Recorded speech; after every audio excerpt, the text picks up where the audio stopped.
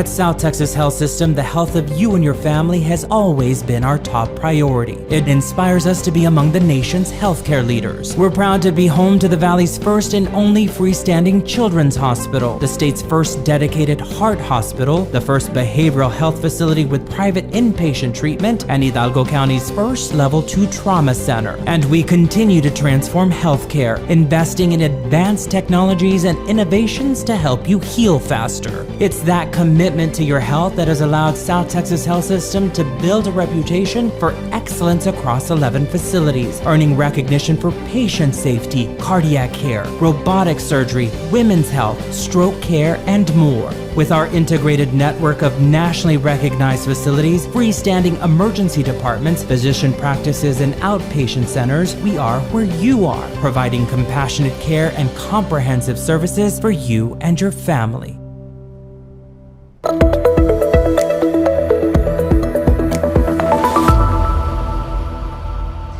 Greetings and welcome to our latest Let's Talk Your Health webinar. I'm Tom Castañeda, the System Director of Marketing and Public Relations for South Texas Health System.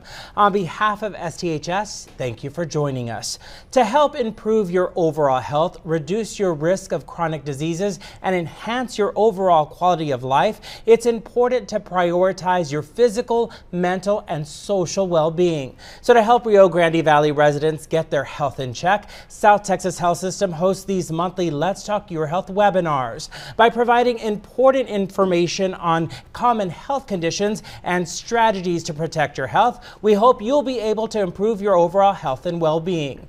Now, in this installment, we'll be discussing preventative care, crucial for maintaining health, detecting diseases early, and reducing healthcare costs. Preventative care can ultimately lead to a longer and healthier life. Preventative healthcare services can reduce premature deaths by about 40% according to the CDC, with healthcare providers recommending preventative care during every stage of life, including regular checkups, which can help your provider keep track of your overall wellness. So to learn more about preventative care, we're joined by Dr. Jose Carlos Ostaiza, a family medicine resident with the STHS GME Consortium. Doctor, thank you so much for joining us. Thank you so much for having me. I'm so happy to be here. Now, you are from Ecuador. Ecuador, correct. And you have been here 1 year in the Rio Grande Valley? Yes, correct. And how has it been so far in terms of healthcare here in the Valley compared to Ecuador? It's been such a difference in everything, in every aspect. The healthcare system is completely different as well. But also to see how the diseases vary from one place to another, and so many preventative diseases that can be done here before getting the cure. That's very important too. Mm-hmm. Now, here in the Rio Grande Valley at South Texas Health System, we have 4 acute care hospitals. You've been able to be in the hospital setting at STHS McAllen, Edinburgh, and Hart. And I'm sure that you have seen patients who come in to the ER with a complication related to an issue maybe they didn't even know they had. Is that right? Correct. So we have seen here patients finding out for the first time diagnosis with this burden, emotional burden such as cancer, in the clinic settings as well, finding for the first time diabetes, and you can see them in the faces how this is not such only the emotional but also the economic burden that can be happening.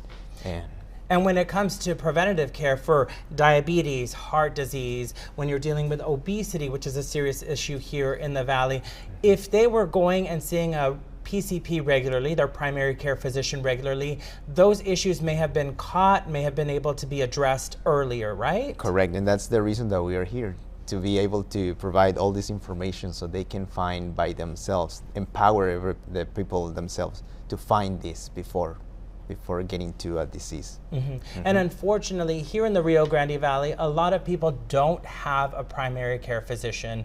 What happens, they end up in the ER, that's the first time they see a doctor, and when they ask them, who is your primary care physician, they don't have one, and then they have to find one for any follow-up care. So how is that for you as a doctor to see that somebody hasn't been seeing somebody for a long time? It's easy to take it personal a little bit, like why someone will not take care of their health.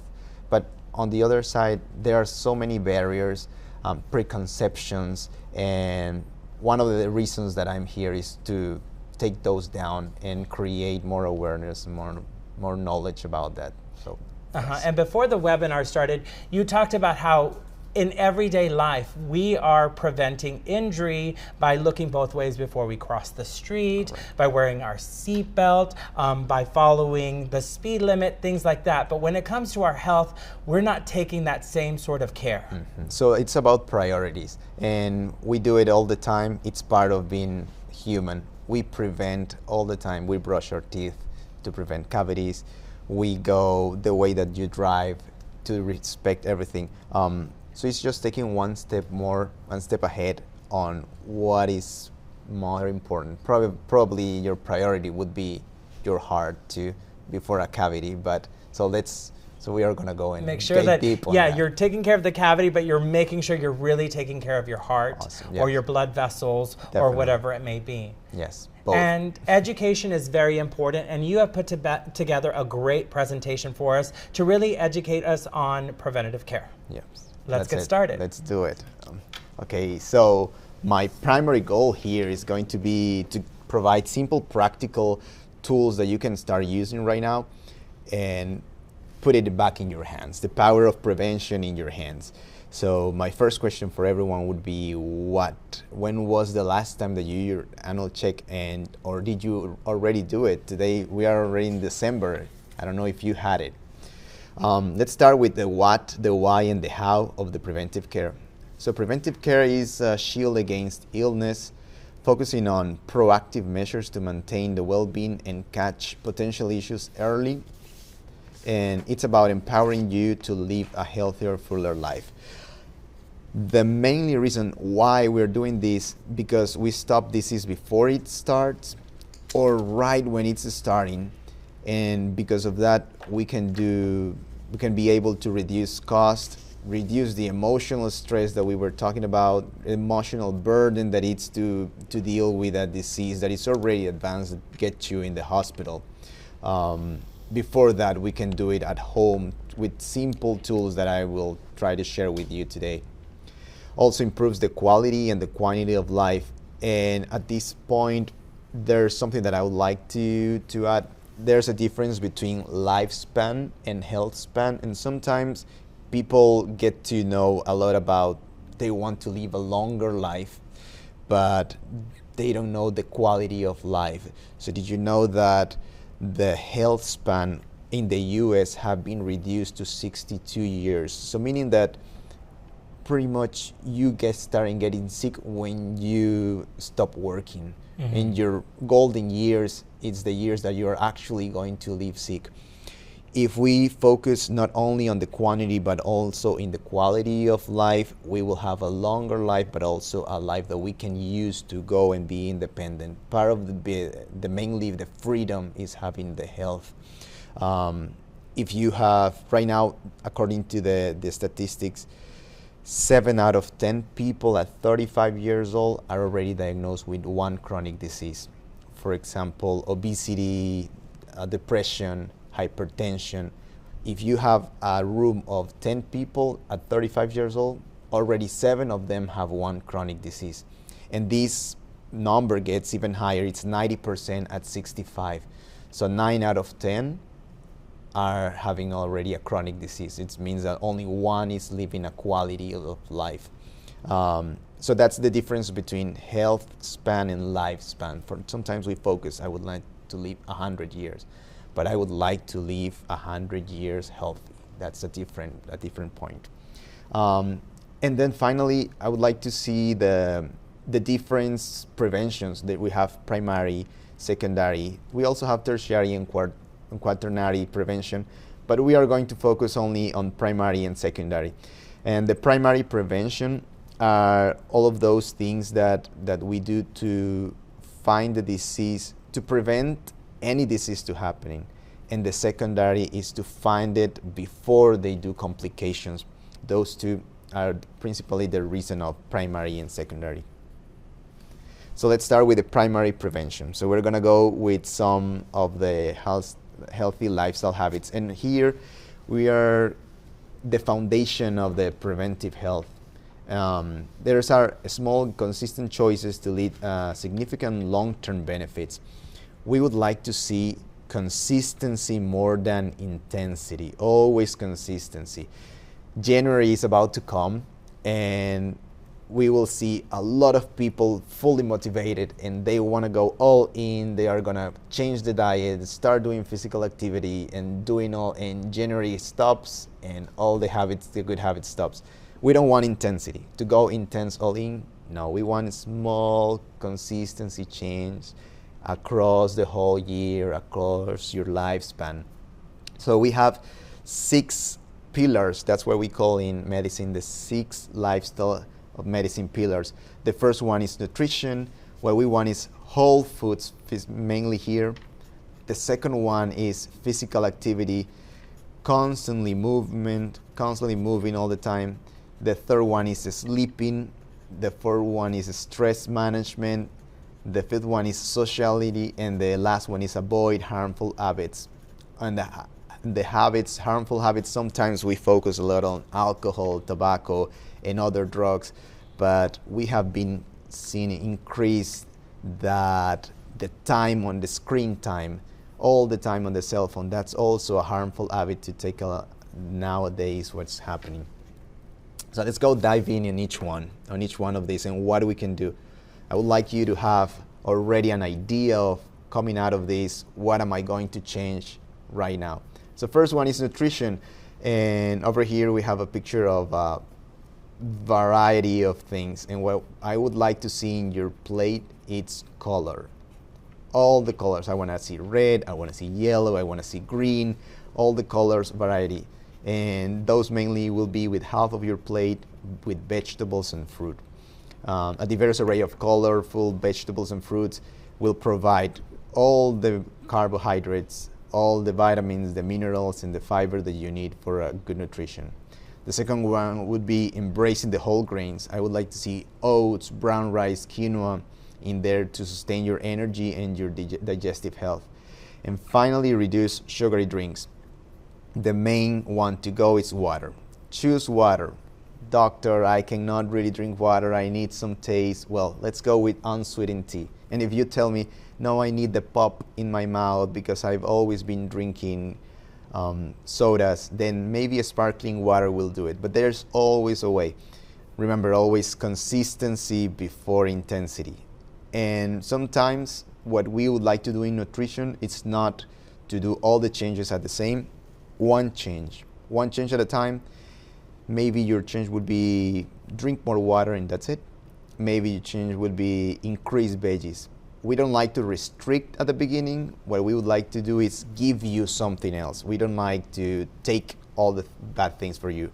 I would like to give you something. So you're already having vegetables, I will add water. If you're already having water, let's do some grams of vegetables in your diet.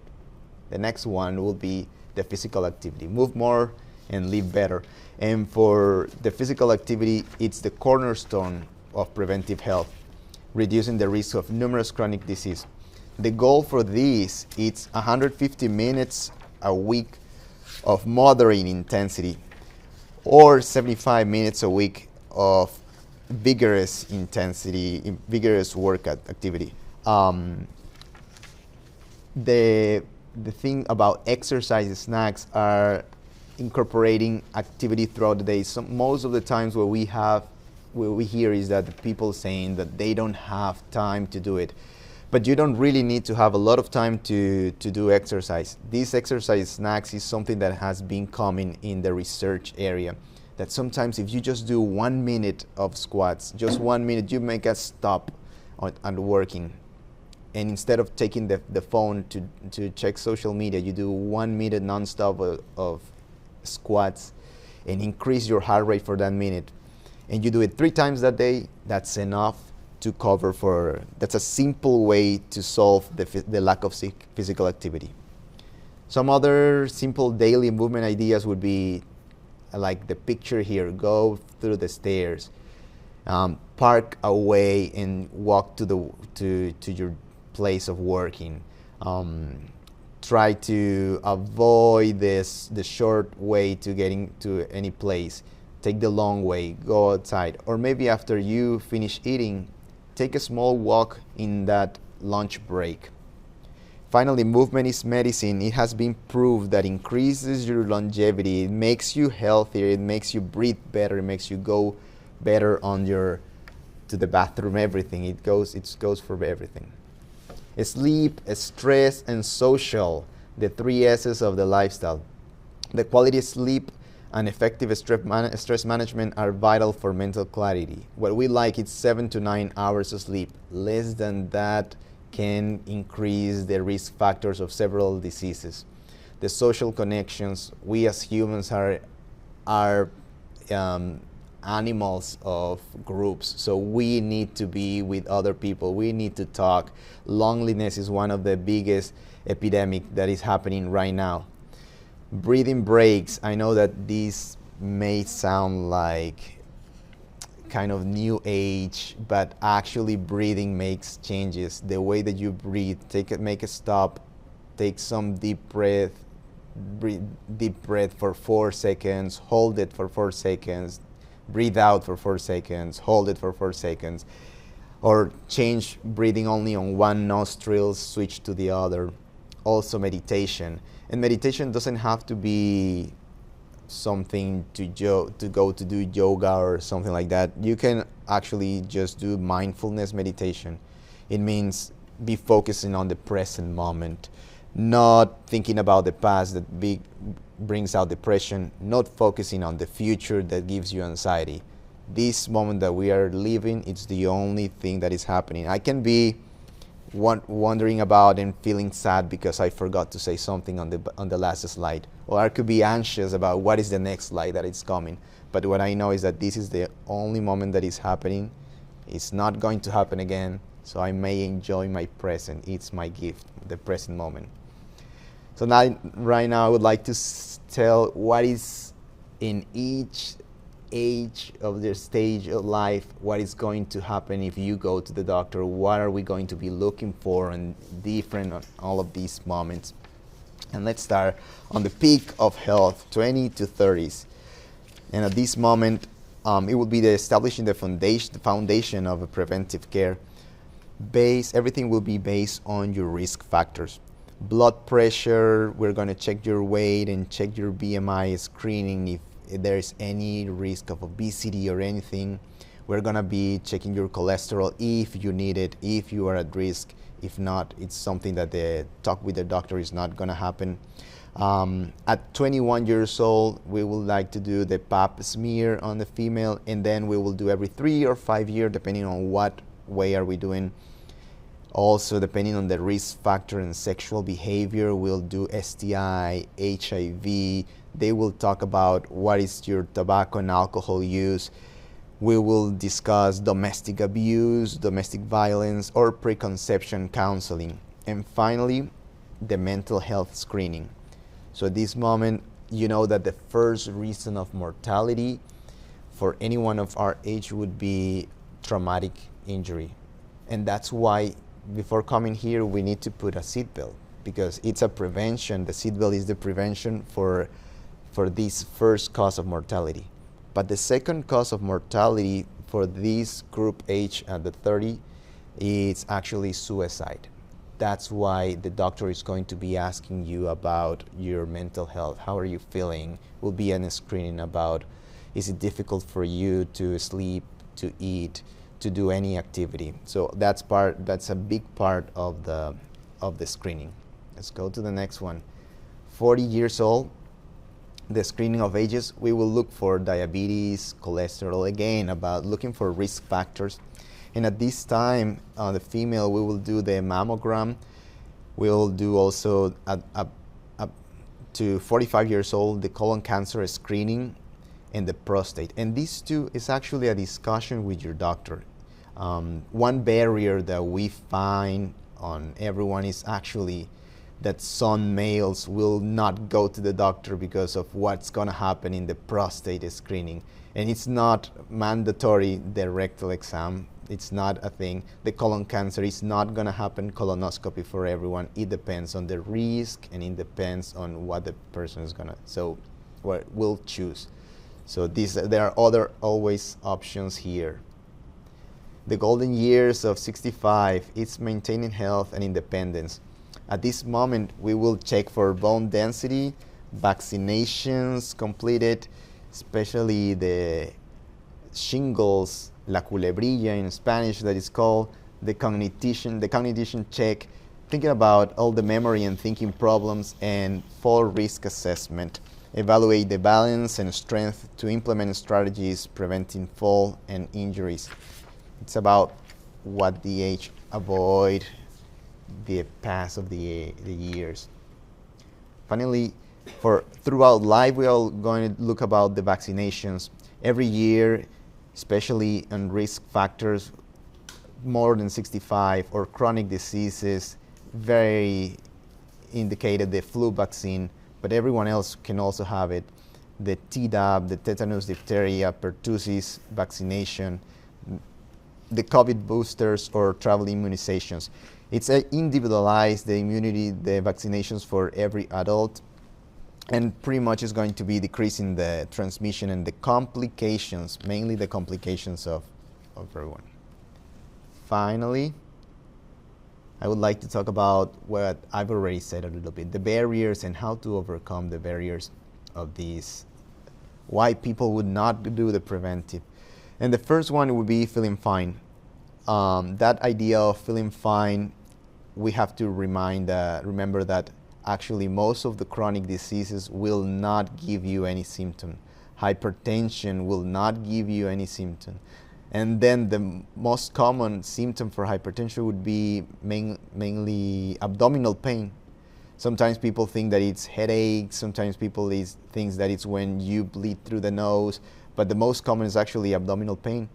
And completely, people go around having hypertension with no idea. The other one is time issues. Sometimes we think that we don't have the time to do it. And it's just probably one time across the year that we also give that time for other situations. Also cost. And the cost, we have to remember that if we do a prevention, would be an investment, and it will be better than what we pay if you get hospitalization or you get for a chronic disease already a complication. And finally, the last barrier would be the fear. And this comes of not knowing what's going to happen over there. And pretty much is what we have discussed right now. It's going to be a conversation with your provider. And this conversation, it's going to be on both sides. And you are going to decide what thing is better for you.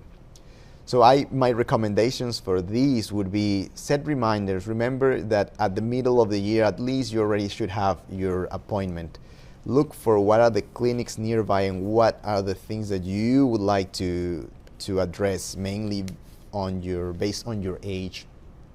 And remember that early detection is better than having a complication. Just to conclude and give you the idea of take action today, remember that the first thing of the primary prevention would be led by you. And it will be like healthy habits. Just find the one that you can do, something that has the less motivation, the least willpower, something that you want to do. Hey, maybe it's sleep. Maybe just have to sleep a little bit more. Maybe it will be nutrition, maybe exercise. Just find one and try to go consistent over and over across the day, every day. Try to find what is your primary care physician that you want to go. What is the one that you decide? It's an OB-GYN, it's an internal medicine, it's a family medicine doctor. And finally, I would like to remember that it's a different thing having lifespan, living 70 years, than having a health span, living 70 healthy years. That was some great information, and we really appreciate that. And now let's go through and drill down on some of those points that you brought up. So first of all, there is a popular saying that says an ounce of prevention is worth a pound of cure. That basically means if you're taking small steps early to prevent a problem, will be better and easier than dealing with the issue later. And you see this in the hospital setting where someone, had they gone and been tracking their high blood pressure and been taking their medication, would have avoided open heart surgery, which is much more expensive than a doctor's visit. And more of that, I would say that the emotional burden, pretty much, more than a heart surgery, would be a kidney problem. And how many people are the emotional burden of having chronic kidney disease that have dialysis? They cannot travel. They will have to be in nearby because they go Monday, Wednesday, Friday. They need to have dialysis. They are forever attached, or at least hooked up to a machine, not every day, but every other day they will have to go. And the burden, the depression that comes to live with that diagnosis. So more than the money itself, it's also the impact on you as a person. Correct. and your mental health can also Correct. be greatly impacted. So why it matters, preventative care, early detection. So you're able to find issues like high cholesterol or cancer before symptoms appear, because when it comes to breast cancer, a mammogram can catch the tiniest tumor up to about 2 years before you can actually feel it. So that's just an example of where if you get that routine mammogram that you should get, you'll be able to catch it. Yes, and there is a reason after all of these prevention, and not only in healthcare, like what is the reason that we have to drive with the hands like this? It's because if it deploys and you have the hand like this, it will deploy and broke your bones, right? It deploys the airbag. There is a reason behind everything. There is a reason about the mammogram. There is a reason for when you do a colonoscopy. It's not just because someone came up with that idea. And like that, it's because in the mammogram, it's because it will find minimal issues that you cannot really touch. And that would be the reason, the same with any other prevention measure. So not only is it early detection, but it also reduces your risk. So it lowers your chances of developing chronic diseases like heart disease, diabetes, and osteoporosis. So if you're going and you're seeing your doctor regularly, they are tracking every appointment. They know your weight, your height, they know everything about you, even your mental health status, and they're able to make sure that they're recommending whatever next screening you may need. Yes. And just like the consistency that I was talking in medicine, in this part, we're talking about the continuity. Sometimes we will not address everything at one visit. Sometimes we will, because of the time, because of what is happening, we're just going to see a little bit, but then the discontinuity, we are going to see the whole picture of who you are. Another reason it's important, it improves your longevity. It helps you live longer, healthier lives, which I like where you talk about the lifespan versus the health span. Correct. You don't want to be 70 and suffering. You want to be 70 and flourishing. And thriving, yes. Yes. You want to thrive. And then it's also cost effective. It's often covered 100% by insurance, so saves you money long term. So in most cases, most of these screenings are covered by insurance if it's within the age, or if you have a family history where you may have to get the exam a little bit earlier. But in most instances, your insurance should cover your preventative care. Definitely, yes, yes. No reason. Now let's talk a little bit about preventative care is different for everyone, right? So it doesn't mean that all of us have the same prescription. All of us have different issues, and it depends on things like your age. So your age, obviously the older you get, you start getting a greater risk of certain diseases, right? Correct. So yeah, it's not a package that you all do these lab tests and it's going to be the laboratories for everyone. It's going to be individualized for everyone.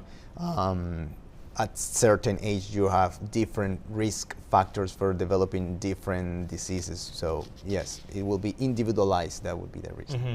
Another thing is your medical history. So obviously you're going to take that into account. Your sex. So obviously there are issues that relate to men and issues that relate to women. So it's not going to be one size fits all. And then your current health status. So if you're 29 years old and you have you're already starting to get respiratory issues, or you have you're an athlete and you had some sort of injury that has impacted your health, that is going to make a difference in a 29-year-old who hasn't had that issue. Correct. Like if we do the screening and we have found that you have a BMI, a body mass index, that puts you in obesity, we will look for your cholesterol. We will look for all the cardiovascular risk. So when we look at preventative care and what that looks like in the grand scheme of things, so obviously one of the first things is your wellness visits. So that means your regular checkups that are able to catch problems early and often before symptoms arise. So wellness visits, how often in general should we be going and seeing our doctor? So it's also individualized. It depends for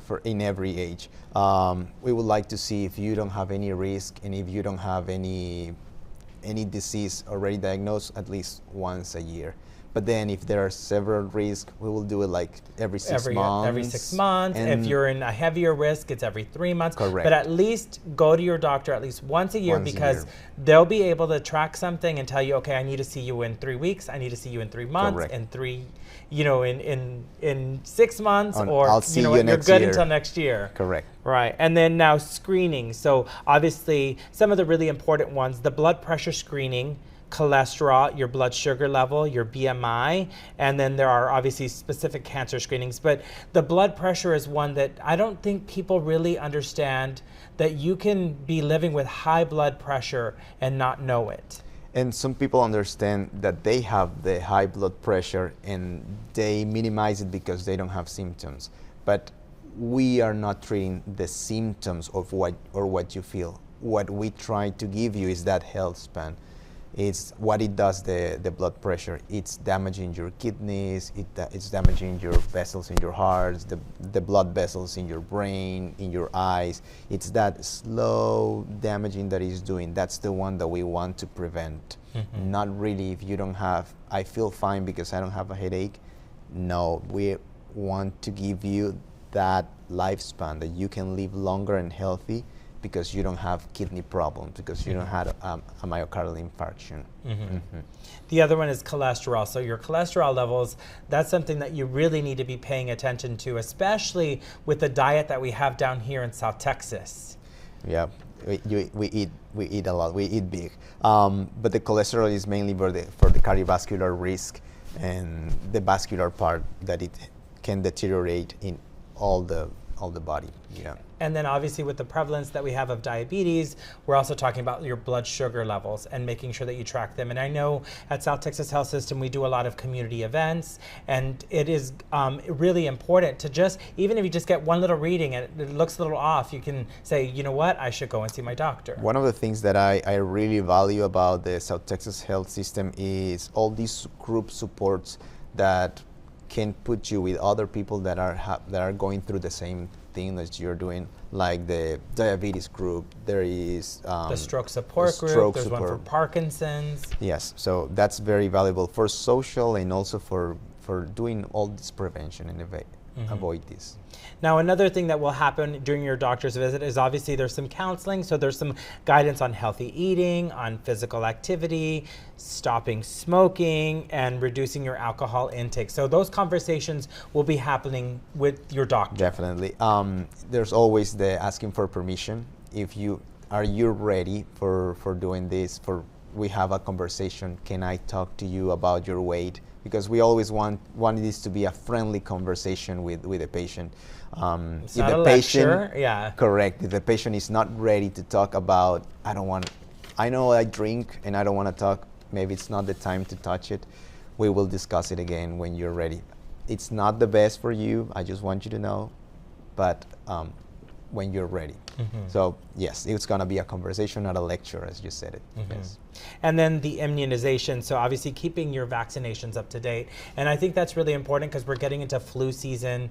We've had a really big flu season. I know recently locally, there's been there's something that's going around is what I hear from everybody in the office, out in the community. So getting that flu vaccine obviously doesn't prevent you from getting the flu, but it will minimize the impact. So what we're looking with the flu vaccine, because this happens all the time. I got the flu vaccine and I still got sick. The flu vaccine decreases the transmission. Probably the person that got you sick was actually didn't get the flu, because that prevents the transmission.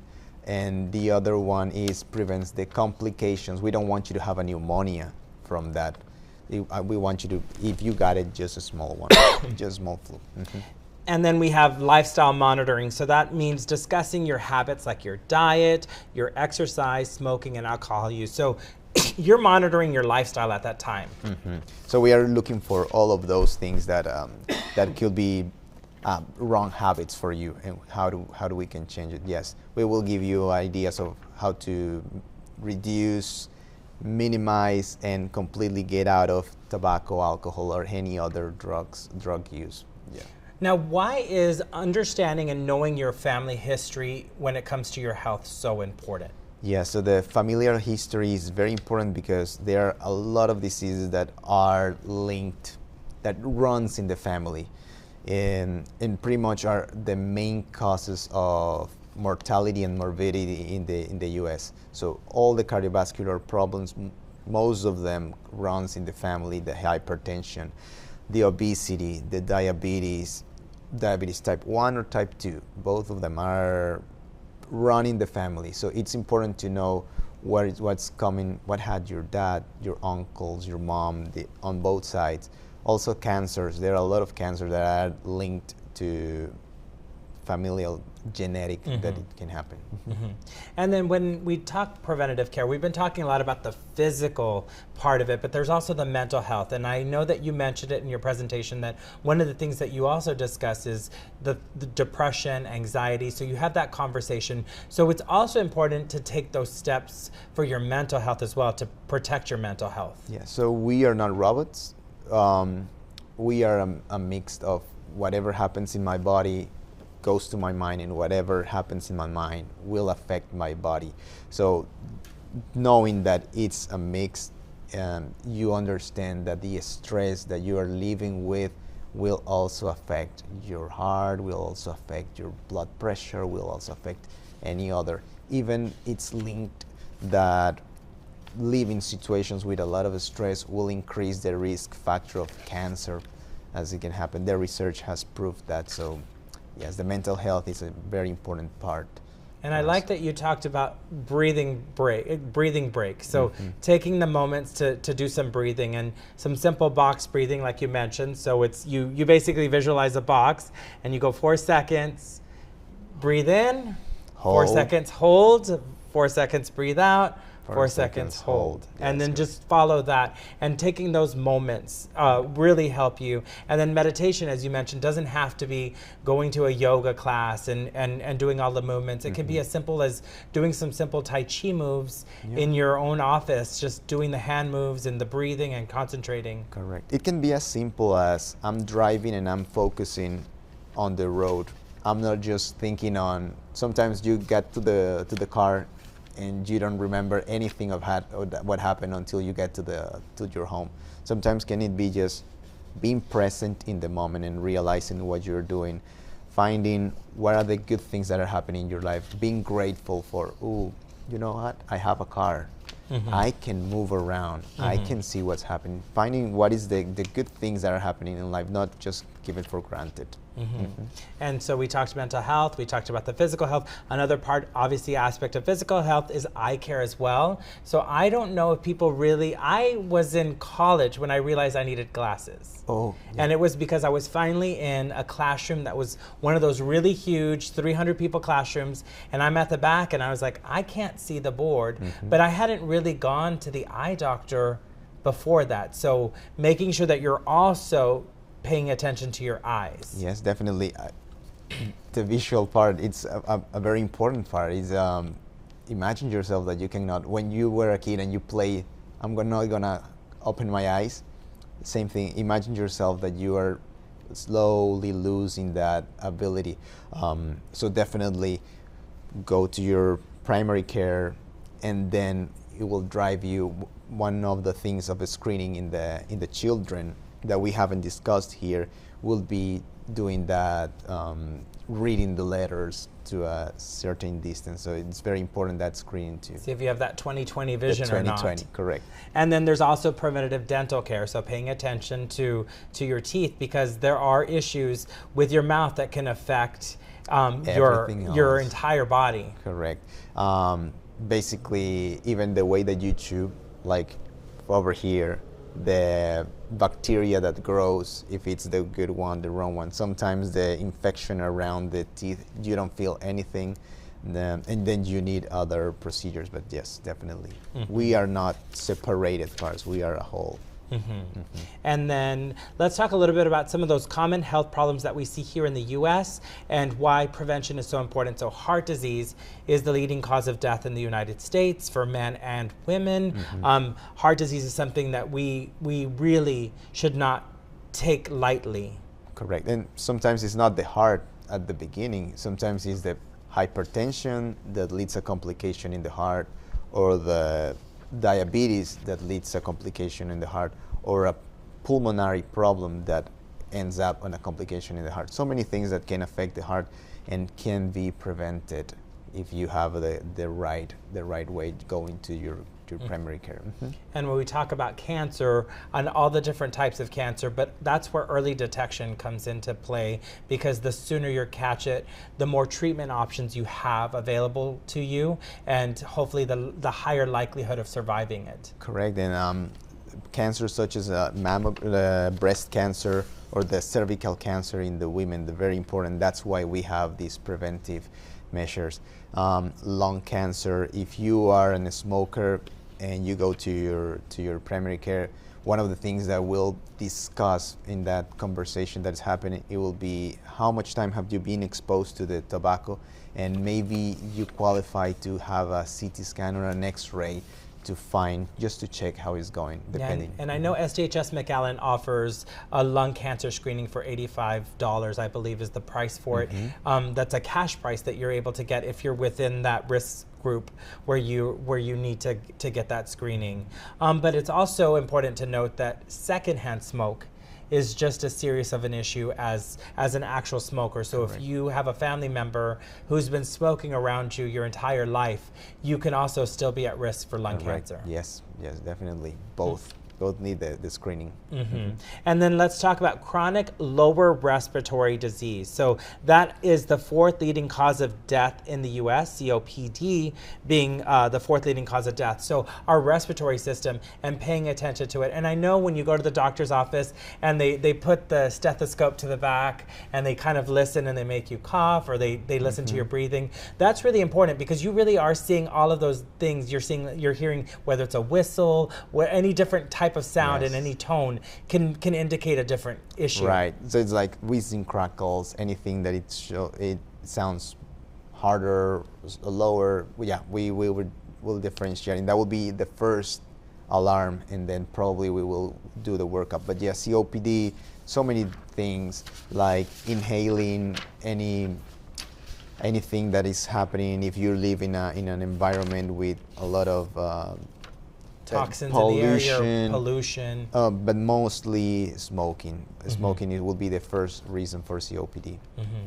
And then we have stroke. So stroke is a serious medical emergency, and I know that we have the Comprehensive Stroke Center at SDHS McAllen, and they see a large number of stroke cases come through there, as well as through our ERs across the valley. Stroke is a serious health issue, and that really is something that if you're not paying attention to those risk factors, the high blood pressure, that can definitely impact your risk. Definitely. So stroke itself rarely happens as something alone. It's probably the ultimate the definition of some other disease that has been happening, an uncontrolled blood pressure, diabetes that has already debilitated this vascular system that we were talking, or any other issue, chronic issue that we could have found out earlier. And the last really common health condition that we see in the U.S., which is really prevalent right here in the Rio Grande Valley, is type 2 diabetes. And so type 2 diabetes, they say in the valley it's about 1 in 3 people have type 2 diabetes. The national average is about 1 in 9, 1 in 10 is what they say. So it is really prevalent here in the Rio Grande Valley. And they say that a majority of them, about 50%, don't know they have it. Yeah, so all of these chronic diseases are, as we said before, sometimes asymptomatic, doesn't give any symptom. And this type 2 diabetes is very linked with the hyperinsulinemia, which happens for the resistance of it, and which happens because of the obesity. So that's the biggest epidemic here in the RGB, will be the obesity that links to so many different diseases, including the type 2 diabetes. As you said, 1 in 3.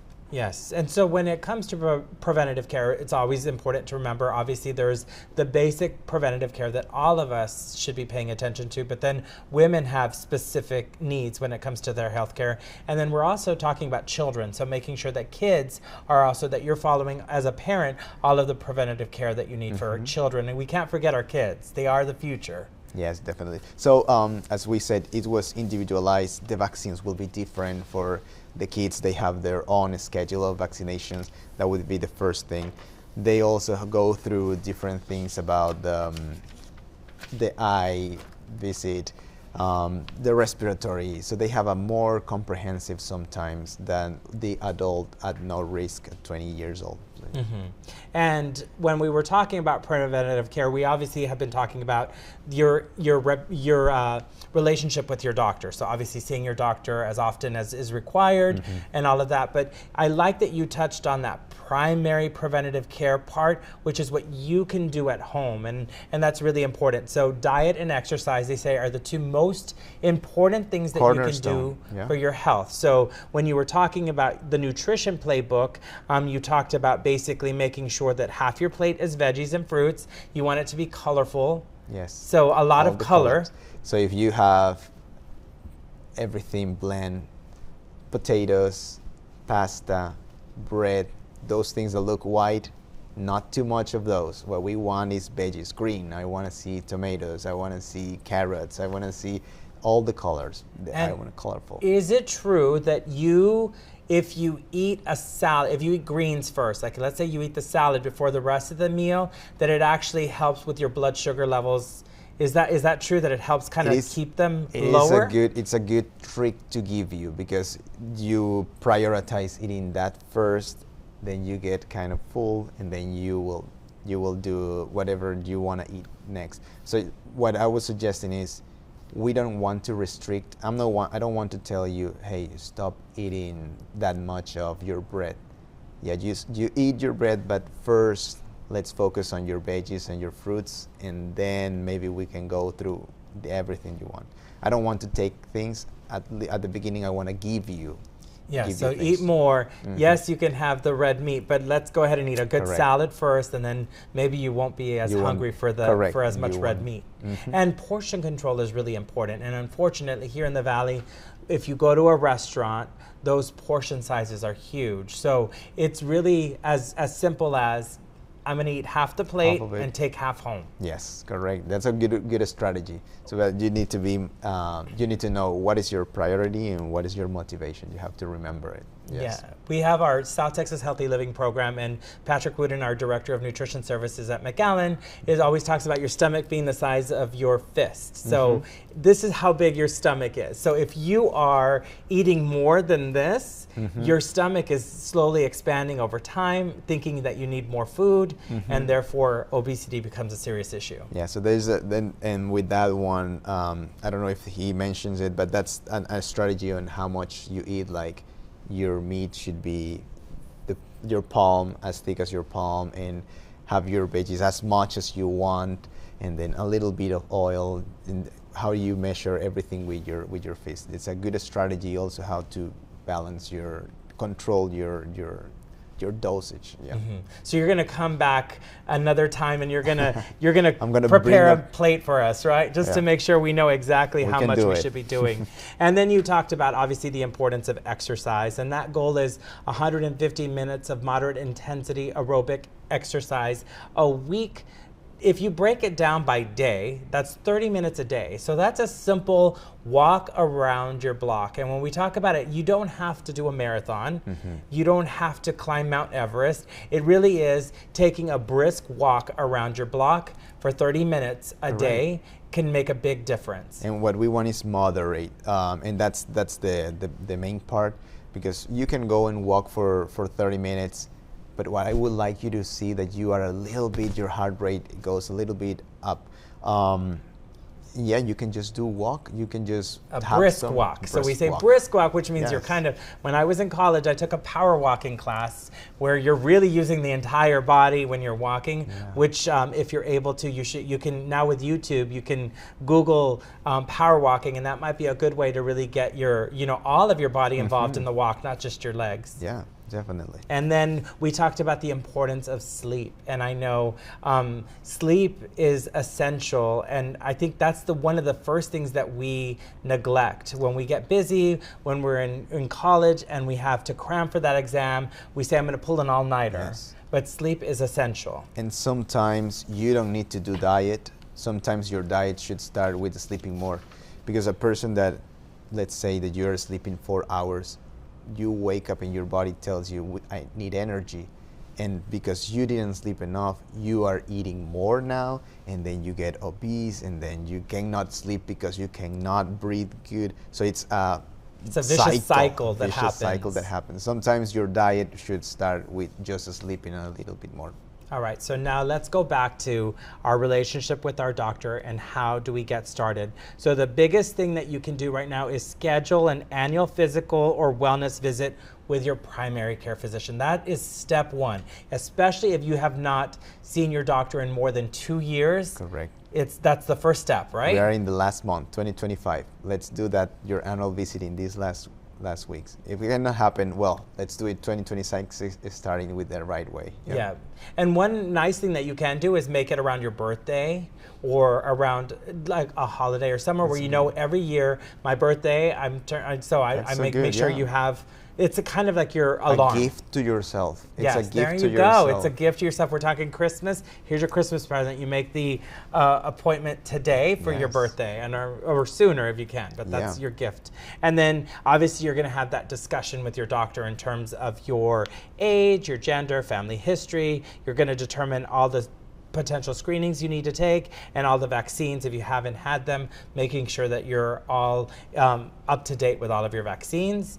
And then you're going to obviously, one of the biggest things is you need to check with your insurance provider just to make sure that that person that you select is in network. It's part of your network, yes, correct. So yes, that's because you want to make sure that yes, you want a great relationship with your doctor, but you don't want to have to be paying out of pocket for them.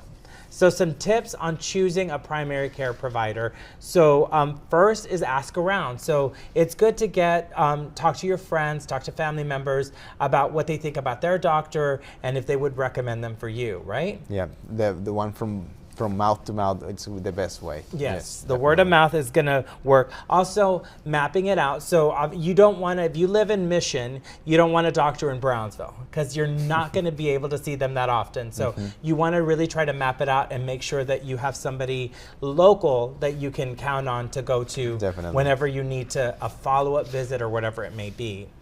You want to make sure that you've got coverage. So that's important to make sure that you check with your insurance provider ahead of time before you commit to visiting a doctor. You might as well look at your list of who's covered and then find out who on that list your friends recommended. Yes, definitely. Make sure. And then do a quality check. So you can visit websites like healthgrades.com. You can visit several different websites just to check on the doctor's reputation because the reputation is really important.